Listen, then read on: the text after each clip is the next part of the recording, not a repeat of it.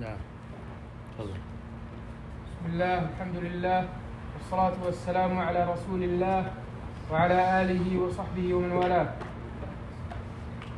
قال الإمام البغوي رحمه الله تعالى: قوله تعالى: أفمن هو قائم على كل نفس بما كسبت، أي حافظها ورازقها وعالم بها ومجازيها بما عملت. وجوابه محذوف تقديره: كمن ليس بقائم بل عاجز عن نفسه. وجعلوا لله شركاء قل سموهم بينوا أسماءهم، وقيل صفوهم ثم انظروا هل هي أهل لأن تعبد أم تنبئونه، أي تخبرون الله تعالى بما لا يعلم في الأرض، فإنه لا يعلم لنفسه شريكا ولا في الأرض إلها غيره. أم بظاهر، يعني أم تتعلقون بظاهر من القول مسموع وهو في الحقيقة باطل لا أصل له. وقيل بباطل من القول. قال الشاعر: وعيرني الواشون أني أحبها وتلك شكاة ظاهر عنك عارها، أي زائد، بل زين للذين كفروا مكرهم كيدهم. وقال مجاهد: شركهم وكذبهم على الله، وصدوا عن السبيل، أي صرفوا عن الدين. قرأ أهل الكوفة ويعقوب وصدوا، وفي حاميم المؤمن وصد بضم الصاد فيهما. وقرأ الآخرون بالفتح بقوله تعالى: إن الذين كفروا ويصدون عن سبيل الله. وصدوا عن سبيل الله. نعم. أي وصدوا، يا قراءة الأخرى وصدوا عن السبيل. نعم.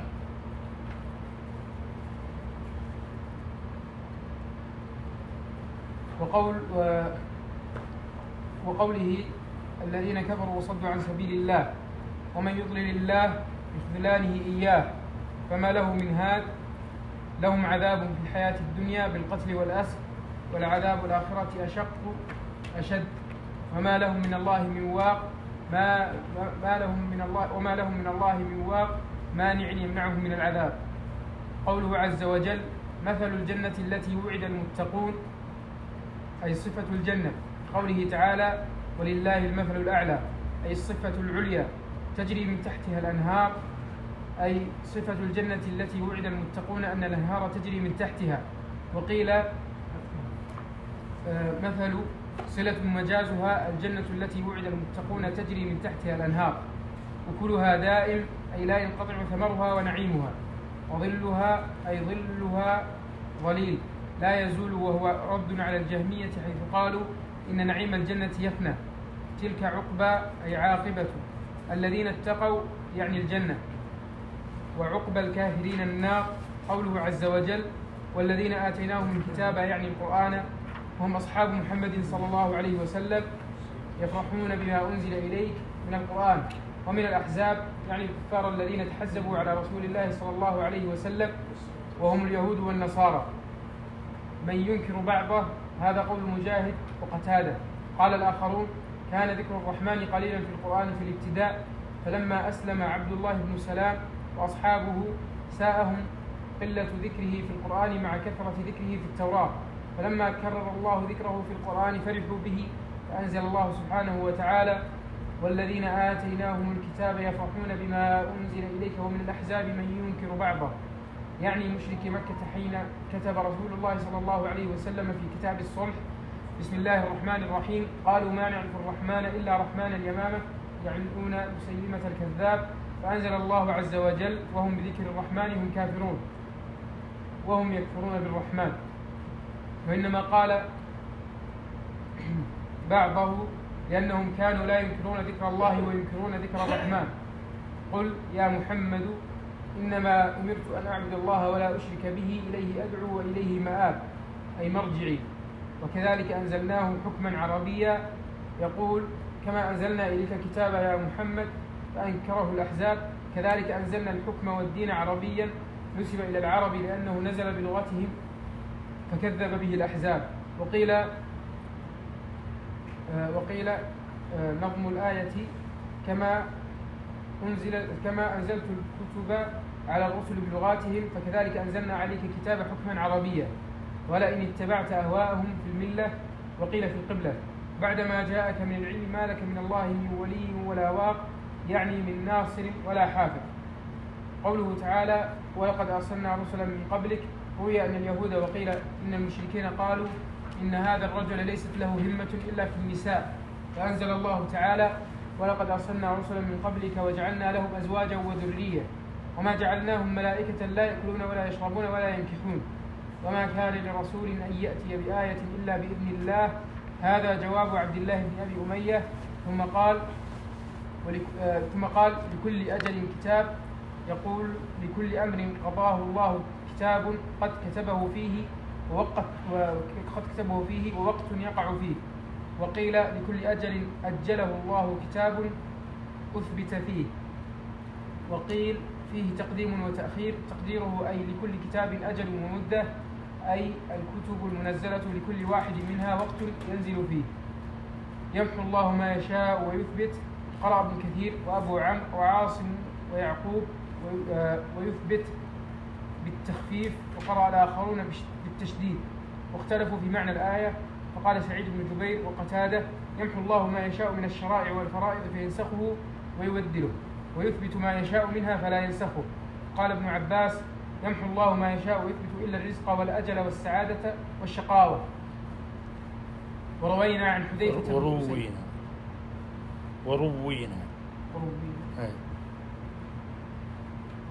وروينا عن حذيفة بن أسيد عن النبي صلى الله عليه وسلم يدخل الملك على النطفة بعدما تستقر في الرحم ب40 أو 45 ليلة، فيقول يا ربي أشقي أم سعيد؟ فيكتبان، فيقول أي ربي أذكر أم أنثى؟ فيكتبان، ويكتب عمله وأثره وأجله ورزقه، ثم تطوى الصحف فلا يزاد فيها ولا ينقص. وعن عمر بن مسعود رضي الله عنهما أنهما قالا يمحو السعادة والشقاوة أيضا، ويمحو الرزق والأجل ويثبت ما يشاء. وروي عن عمر رضي الله عنه أنه كان يطوف بالبيت وهو يبكي ويقول اللهم إن كنت كتبتني في أهل السعادة فأثبتني فيها، وإن كنت كتبت علي الشقاوة فامحني وأثبتني في أهل السعادة والمغفرة، فإنك تمحو ما تشاء وتثبت وعندك أم الكتاب. ومثله عن ابن مسعود.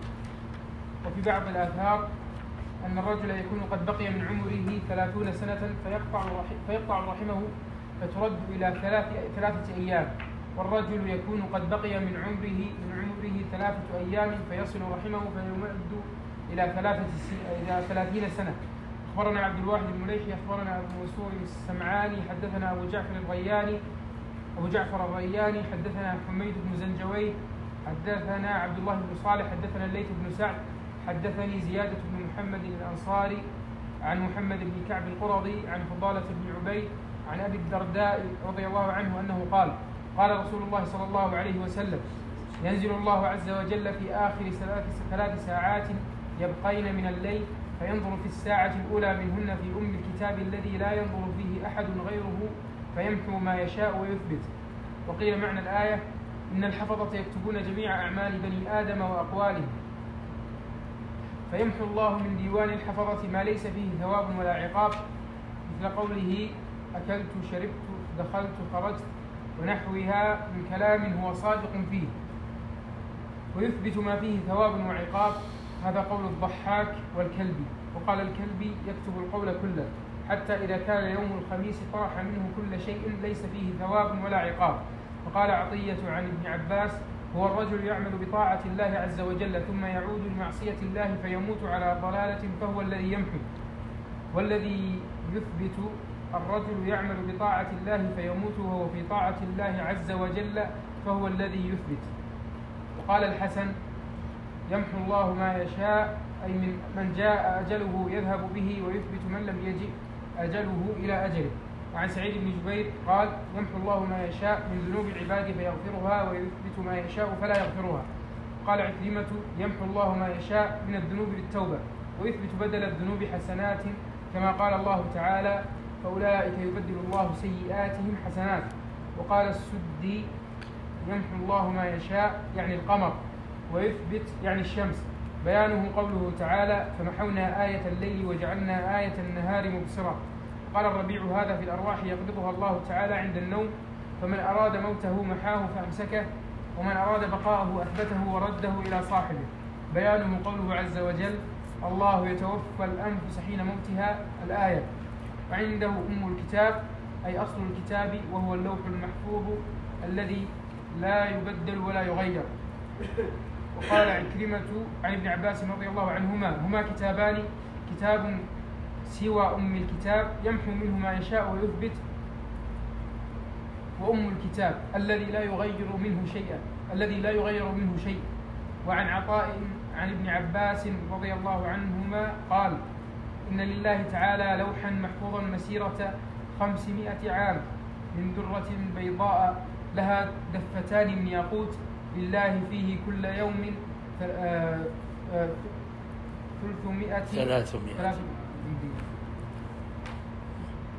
360 لحظة يمحو الله ما يشاء ويثبت، وعنده أم الكتاب. وسأل ابن عباس كعبا عن أم الكتاب فقال: علم الله ما هو خالق وما خلقه عاملون.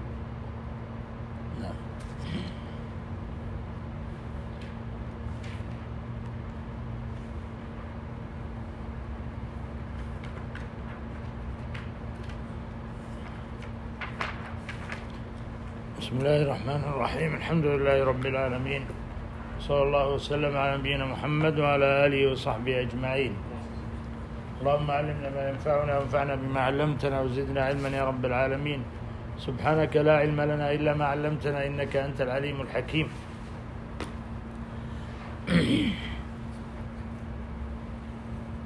وقفنا على قول الله عز وجل: أفمن هو قائم على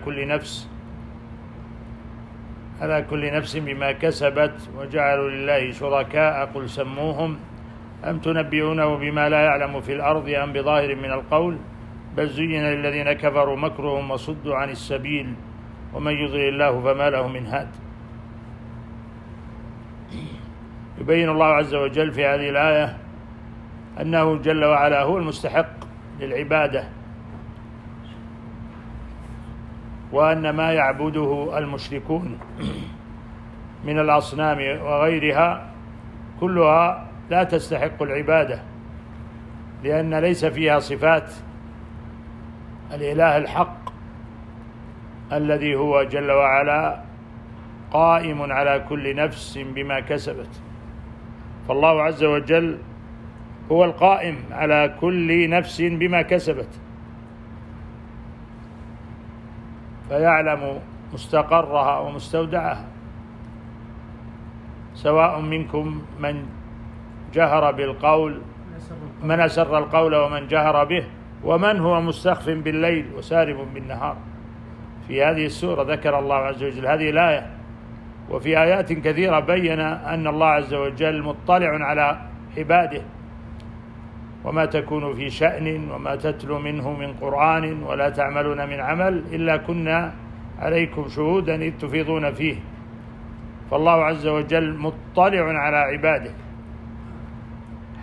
يعلم السر وأخفى، ويعلم ما يتناجى به الناس، فهو مطلع وقائم على كل نفس بما كسبت.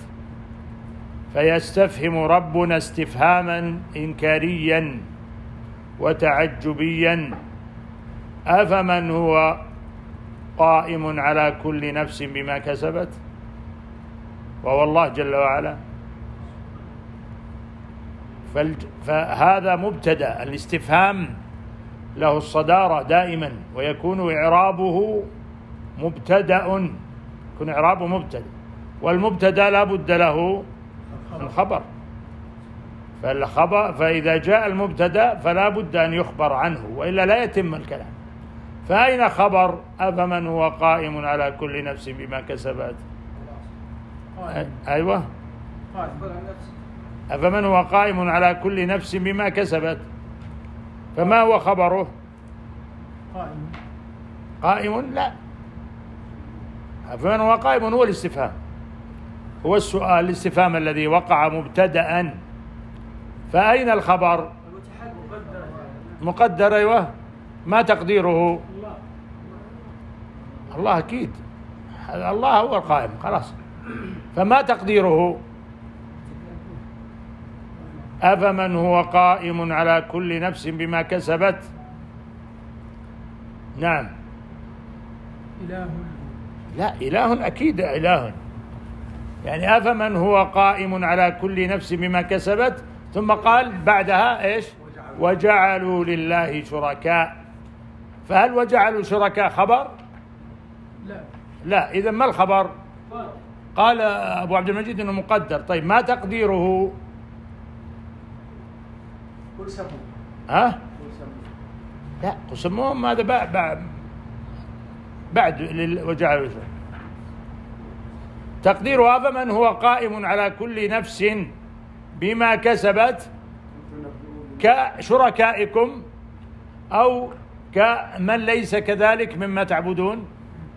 يعني الله القائم على كل نفس هل هو كشركائكم؟ لا، شركائكم لا يملكون ذلك، لا يملكون أن يقوموا على كل نفس بما كسبت.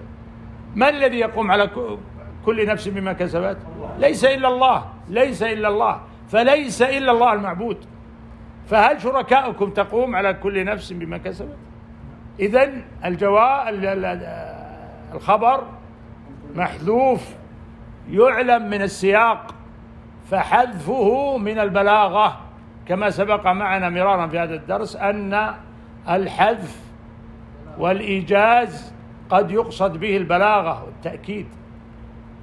فالحذف يحذف الشيء، قد مر معنا في آيات كثيرة. أفمن هو قائم على كل نفس بما كسبت، مر معنا آية شبيهة لها. إيش؟ وش اللي مر معنا؟ لا، ولو أن قرآنا فمن يعلم كمن هو أعمى. هذا الجواب. كمن هو أعمى هو الجواب، هو الخبر. جملة كمن هو أعمى هو الخبر. هنا ذكر الخبر جملة كمن هو أعمى. أفمن يعلم أن ما أنزل إليك من ربك الحق، هنا المبتدأ استفهام سؤال. كمن هو أعمى جملة كمن هو أعمى الخبر يا أبو عمر. طيب الذي مر معنا وحذف وعلم من السياق ما هو يا عبد العزيز؟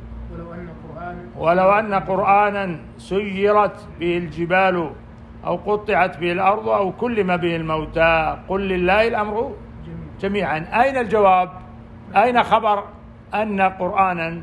جواب لو الشرطية، ولو أن قرآنا جوابها محذوف تقديره لكان هذا القرآن أولى وأحرى بأن يسير الله عز وجل به الجبال ويقطع به الموتى ويقطع به الأرض ويكلم به الموتى.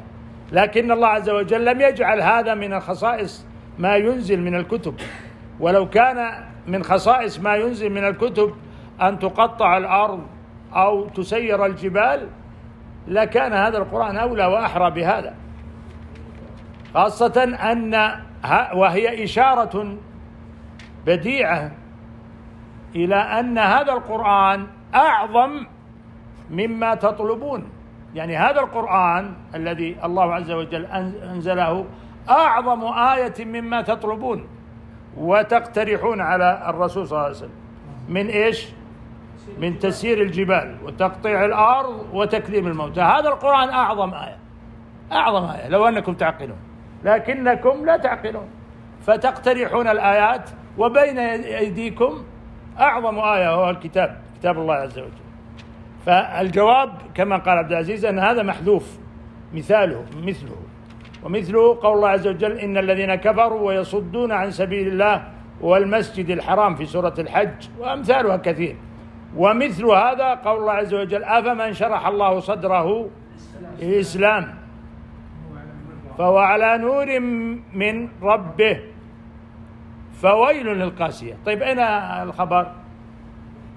محذوف، والحذف هنا يدل عليه السياق كأن المعنى أن الأمر جلي ما يحتاج تفكير، جلي جدا فلا يحتاج أن تفكر به، واضح.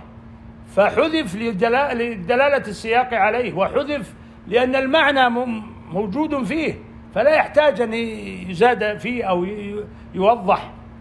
ولذلك صار هذا من إيش؟ من قمم البلاغة. وقد يعني أخذ من هذه المعاني وهذا الحذف الشعراء، فأرادوا أن يصلوا إلى سماع هذه البلاغة الموجودة في القرآن وليسوا بواصلين، ولكنهم كل من اقتبس من القرآن فإنه يزداد بلاغة وفصاحة وبيانا. فكم من شاعر استفاد من القرآن في البلاغة، ومنها هذا الحذف الذي يكون في السياق فيكون له معنى عظيم، وهو أنه لا يحتاج إلى بيان لبيان إيش؟ لبيانه.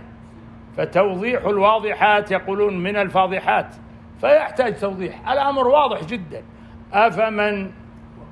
أفمن هو قائم على كل نفس بما كسبت، يعني كشركائكم، شركائكم لا يقومون على كل نفس. فإذا الله عز وجل يبطل بهذه الجملة وبهذا الاستفهام الإنكاري الذي له خبر، والاستفهام دائما يكون إيش؟ إعرابه إيش؟ مبتدأ. الاستفهام دائما مبتدأ لا بد له من خبر، فخبره محذوف مقدر كما قال عبد المجيد، لكن تقديره ما هو؟ أفمن هو قائم على كل نفس بما كسبت كمن ليس كذلك، أو كشركائكم الذين ليسوا كذلك. الشركاء ليسوا كذلك. كل من أشرك به مع الله عز وجل هل يملك أن يقوم على كل نفس بما كسبت؟ لا يقوم على كل نفس بما كسبت إلا الله عز وجل، فهو المستحق بالعبادة سبحانه. هنا فالله عز وجل ينكر عليهم بهذا السؤال الإنكاري الذي يظهر الله عز وجل فيه ضلالهم، أنهم يعبدون من لا يستحق العبادة. أفمن هو قائم على كل نفس بما كسبت وجعلوا لله شركاء قل سموهم أم تنبئونه إيش؟ بما لا يعلم في الأرض أم بظاهر من القول بل زين للذين كفروا مكرهم وصدوا عن السبيل ومن يضلل الله فما له من هاد. فتبين من هذا أن هذا الاستفهام إنكاري يبين به الله ضلال المشركين الذين يعبدون من دونه آلهة هي لا تملك لنفسها ضرا ولا نفعا ولا تملك حياة ولا نشورا، وليس فيها خصائص الألوهية التي من أعظمها القيام على النفوس، جميع النفوس بما كسبت. أفمن هو قائم على كل نفس بما كسبت، يعني كشركائكم هؤلاء الذين ليسوا كذلك. وجعلوا لله شركاء، جعلوا لله شركاء من عند أنفسهم اخترعوهم، فهؤلاء الشركاء لا يملكون ونفعا ولا ضرا ولا يقومون على كل نفس بما كسبت.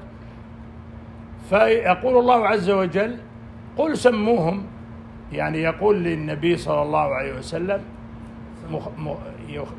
يخاطب به المشركين هؤلاء الذين أشركوا بالله ما لم ينزل به سلطانا واخترعوا من عند أنفسهم شركاء يعبدونهم من دون الله. قل يا محمد لهم سموهم، يعني اذكروا صفاتهم وما يملكون من قدرات.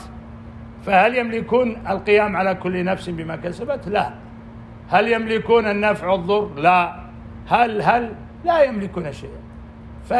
فإذا سميتموهم وعلمنا أنهم لا يملكون شيئا كانت عبادتكم لهم باطلة حتى بالدليل العقلي باطلة عبادتكم له. أم تنبئونه بما لا يعلم في الأرض أم بظاهر من القول يعني أم تنبئون الله عز وجل بأنه يعني هو لم يقل هذا ولم يكتب هذا ولم يحكم به، ثم أنتم تقولونه وتخترعونه وتفترون على الله، فكأنكم تنبئون الله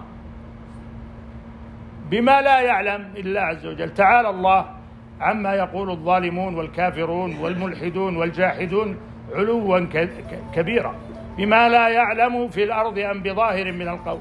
كل ما تقولون إنما هو ظاهر القول فقط، أما حقيقته فليس له حقيقة، حقيقته باطلة، وقولكم الذي تقولونه كله باطل. ففي هذه الآية أبطل الله عز وجل دعوى المشركين وفند حججهم وبين ضلالهم في آية قصيرة حذف منها الجواب لدلالة السياق عليه، وكثيرا ما يحذف، وهو من البلاغة العظيمة التي القرآن تكرر فيها الحذف لدلالة السياق عليه. فينبغي يا إخواني أن نعرف هذه المعاني البلاغية العظيمة في القرآن. أفمن هو قائم على كل نفس بما كسبت كمن ليس كذلك، كمن هو تدعون فيه أنه شريك لله وهو ليس يملك من صفات الألوهية شيء. فالله عز وجل وحده هو القائم على كل نفس بما كسبت، وهو المستحق للعبادة جل في علاه. ثم قال بل زين للذين كفروا مكرهم، هذا من تزيين الشيطان، فإن الشيطان يزين للكافرين الكفر، ويزين للمشركين الشرك، ويزين للمبتدعين البدعة. انتبهوا، فكم من مشرك يحسب أنه على حق وأنه على خير وهو ضال مضل مبين، وكم من مبتدع يحسب أنه على حق وهو ضال في ضلال مبين. والسبب أن الشيطان زين له، فأسلم هؤلاء أنفسهم للشيطان، فزين لهم أعمالهم وصدهم عن سبيل الله عز وجل. وهنا يبين الله عز وجل في هذه الآية أن الذين كفروا زين لهم هذا القول وهذا الشرك، والذي زينه لهم الشيطان. ومعلوم أن الشيطان أول ما بدأ الشرك في البشرية أنه جاء من تزيين الشيطان. فإن الشرك أول ما وقع في البشرية في قوم نوح، لما مات أولئك الصالحون كما جاء في الصحيح في البخاري، جاء الشيطان إلى الناس في ذلك العهد فقال يعني ضعوا لهم تصاوير ومجسمات تنظرون إليها لتنشطوا على العبادة، هؤلاء العباد الذين ذهبوا وماتوا، فوضعوا لهم. ثم جاء الشيطان لمن بعدهم وقالوا إنها لم توضع إلا تعبد من دون الله، فزين لهم الشرك، فوقع الشرك في البشرية. وقد كانت البشرية على التوحيد 10 قرون كما صح عن ابن عباس رضي الله عنهم، يعني آدم عليه السلام ومن بعده ذريته كانوا على التوحيد 10 قرون، ثم ظهر الشرك بتزيين الشيطان، فزين لهم الشيطان وأضلهم. فينبغي أن يحذر الإنسان من الشيطان ومن تزيينه، وأن يلجأ إلى الله عز وجل في أن يحفظه من الشيطان، واللجوء إلى الله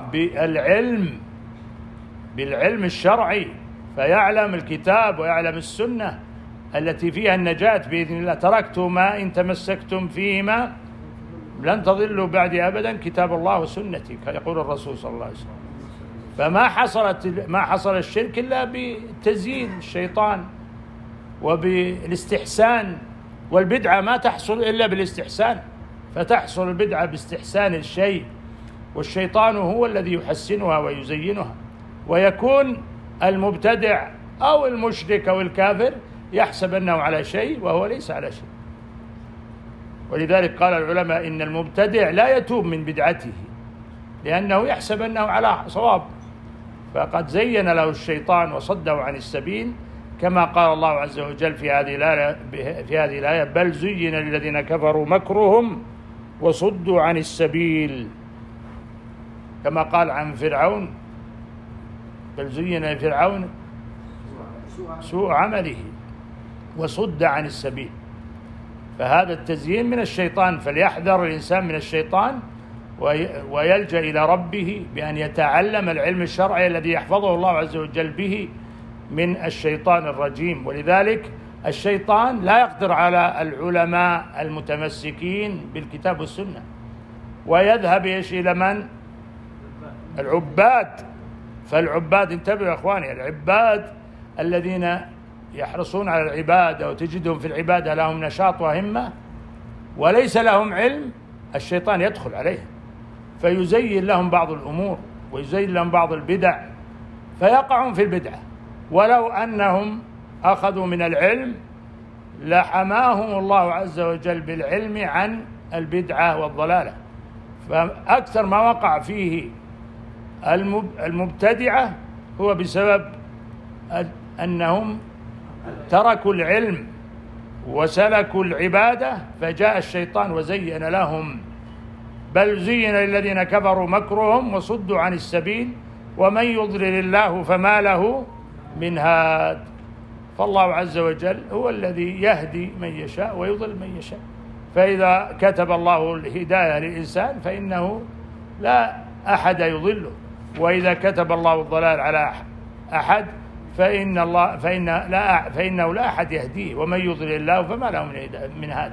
فالهداية من الله عز وجل، وهي هداية التوفيق والإلهام. أما هداية الدلالة والإرشاد فإنها من عمل الرسل وأتباع الرسل الذين يدلون على الله ويهدون الناس إلى الطريق الصحيح ويسلكون بهم الطريق المستقيم الذي يوصلهم إلى الله عز وجل. ثم قال الله عز وجل لهم عذاب في الحياة الدنيا ولا عذاب الآخرة أشق وما لهم من الله من واق. هؤلاء المشركون كتب الله عز وجل عليهم عذابين، عذاب في الدنيا وعذاب في الآخرة، كما قال الله عز وجل ولنذيقنهم من العذاب الأدنى دون العذاب الأكبر لعلهم يرجعون. وهذا العذاب يكون بعد موسى عليه السلام في الغالب لا يكون عذابا عاما، وإنما يكون عذابا بأيدي المؤمنين، كما قال الله عز وجل ولقد آتينا موسى الكتاب من بعد ما أهلكنا القرون الأولى بصائر للناس وهدى ورحمة لعلهم يذكرون. في سورة القصص ذكر الله عز وجل فيها، قال العلماء فيها إن الله عز وجل كان ينزل العقوبات والعذاب على الأمم السابقة كقوم نوح وقوم هود وقوم صالح وقوم شعيب، ينزل عليهم عذاب عام حتى إذا جاءت شريعة موسى وأنزل الله التوراة شرع الله الجهاد فعذب الله الكافرين بأيدي المؤمنين، فكان عذاب الكافرين بأيدي المؤمنين، كما قال الله عز وجل قل هل تربصون بنا إلا إحدى الحسنيين ونحن نتربص بكم أن يصيبكم الله بعذاب من عنده أو بأيدينا. فالعذاب الذي يصيب الله عز وجل به الكافرين هو عذاب القتال الذي يقاتل به المؤمنون الكافرين، كما قاتل الصحابة الكرام مع النبي صلى الله عليه وسلم المشركين في بدر وأحد والأحزاب وفي مغازي الرسول صلى الله عليه وسلم. ولذلك كان المشركون ينالون من المؤمنين أشد العذاب في القتال، ويصيبهم الخوف والذعر الشديد من قتال المؤمنين، فيخافون من مواجهتهم ولا يستطيعون مقابلتهم، لأن الله عز وجل سلط المؤمنين عليهم وعذب الكافرين بالمؤمنين، كما قال الله عز وجل أن يصيبكم الله بعذاب من عندي أو بأيدينا. فبعد موسى عليه السلام بعدما شرع الجهاد لم يكن العذاب ينزل كما ينزل على الأمم السابقة، وإنما العذاب ينزل بأيدي المؤمنين، كما قال الله عز وجل: ولقد آتينا موسى الكتاب من بعد ما أهلكنا القرون الأولى.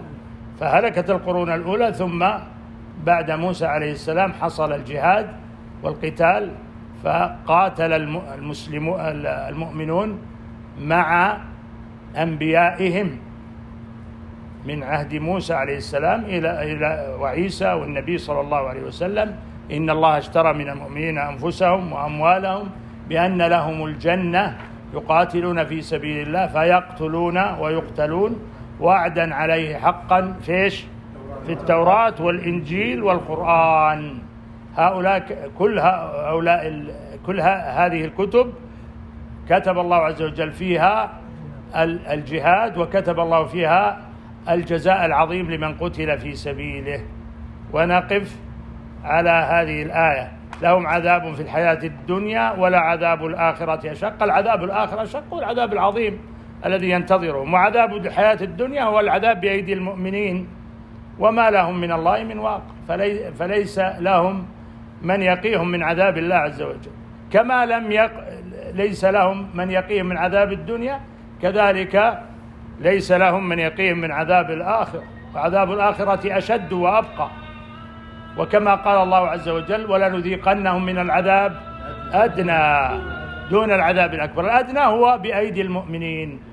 ونقف على قول الله عز وجل: مثل الجنة التي وعد المتقون. نسأل الله من فضله ويجعلنا من أهل الجنة، وبالله التوفيق. صلى الله وسلم على نبينا محمد.